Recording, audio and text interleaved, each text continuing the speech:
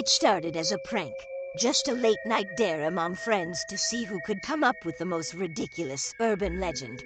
We were gathered in my living room, the glow of the TV casting eerie shadows as we laughed and swapped ghost stories. Then, Josh mentioned the haunted phone number. "Have you guys heard about the number you shouldn't call?" he asked, his voice dropping to a conspiratorial whisper. "They say if you call 555-0134 at exactly midnight, something answers." We laughed it off, but the idea took hold in my mind. The number seemed so ordinary, so innocuous. What could possibly happen? When the clock struck 11:59, I excused myself and stepped into the kitchen, my heart pounding with a mixture of excitement and fear. I dialed the number and waited. The first ring echoed loudly in the silence of the kitchen, then a second. On the third ring, someone picked up, but there was only silence on the other end.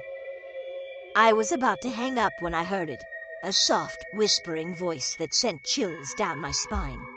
"Hello," it breathed, the voice crackling as if from a great distance. "Who is this?" I managed to stammer, my bravado melting away. "Do you remember me?" the voice asked, and something about the tone felt wrong, as if it was mimicking human speech rather than actually speaking. "No," I whispered, suddenly feeling cold. "I don't know you. But I know you," the voice continued, a hint of malevolence creeping in. "I see you." I hung up, my hands trembling. Back in the living room, my friends' laughter and chatter felt like a world away. I forced a smile and rejoined them, but the feeling of being watched stayed with me. That night, I couldn't sleep. Every creak of the house made me jump. Every shadow seemed to stretch and loom. At 3:00 a.m., my phone rang. The caller ID showed a blank number. Heart pounding. Answered it. "Do you remember me now?" the voice hissed, closer and more distinct this time. I hung up and turned off my phone, trying to convince myself it was just a prank. Days passed without incident, and I started to relax, thinking it had all been a trick of my imagination. Then the texts began. At first, they were innocuous, just random numbers and letters, but soon, they became more sinister.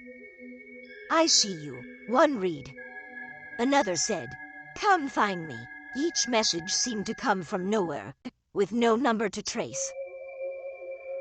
Blocked every unknown contact, but the messages kept coming. One night, as I sat in my bedroom, I received a photo. It was dark and grainy, but I could make out my own house in the image. The shot taken from somewhere in my front yard. Panic set in. I ran to the window and peered out into the darkness, but saw nothing.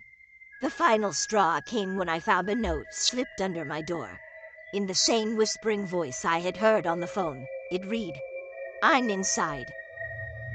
I bolted from the house, not stopping until I reached the nearest police station.